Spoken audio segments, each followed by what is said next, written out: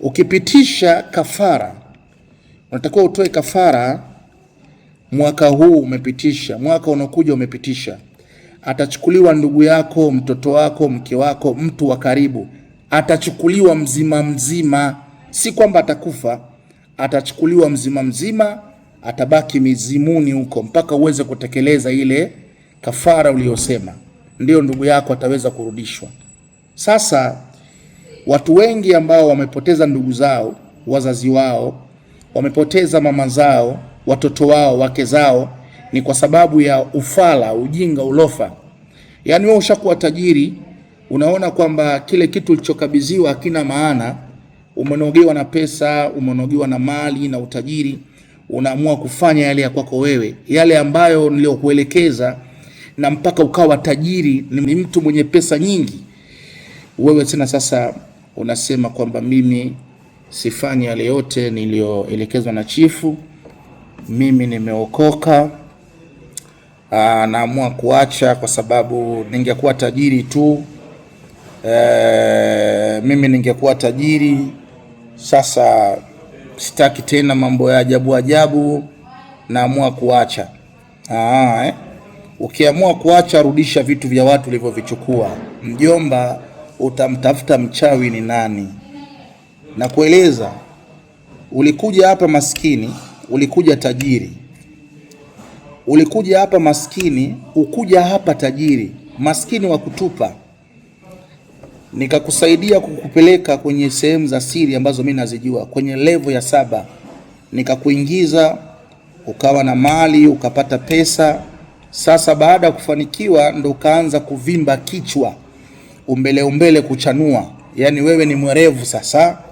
Unaona kwamba huu ni ushirikina, lakini ndio uliokufanya wewe mpaka leo umekuwa tajiri. Ukapata watu wakakwambia kwamba hizo pesa zimetokana na ushirikina, achana nazo.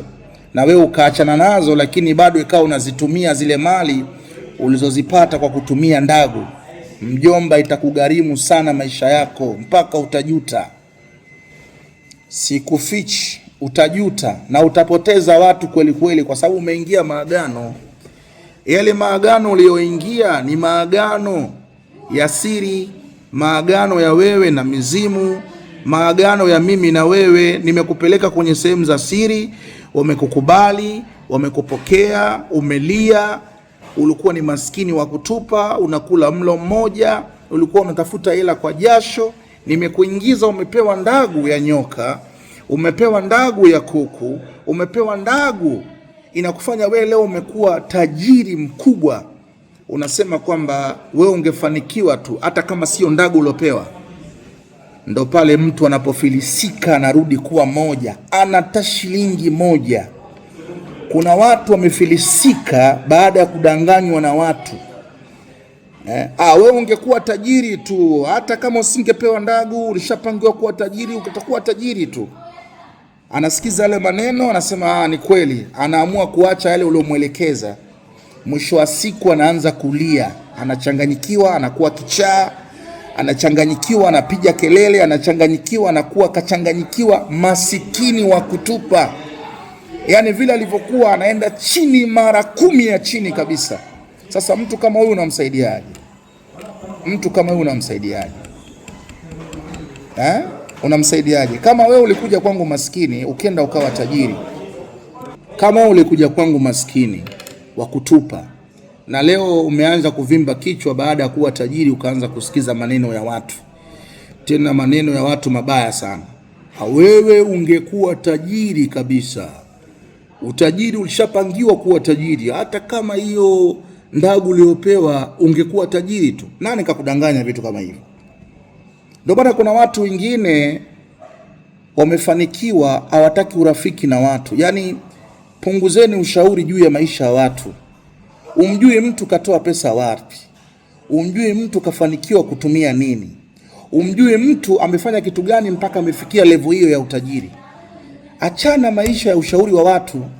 Lakini hii nasema ni mtu mshamba, mpumbavu wa mwisho.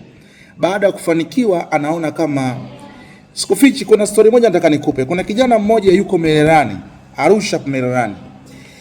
Alikuja kwangu nikamsaidia mwaka 2001, nikamtengezea ndagu kali sana. Ile ndagu ilikuwa ni ndagu ya kuoza mwili.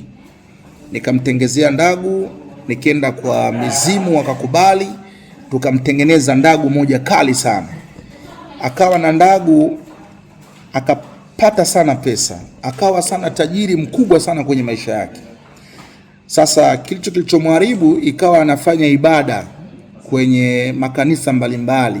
Ni muumini, ukiwa na ndagu ukatoazi kwenda makanisani au nyumba za ibada msikitini kwenda kusaidia au vipi, ndagu haikuzuii, yani haina masharti ya kufanya wewe usiwe na imani.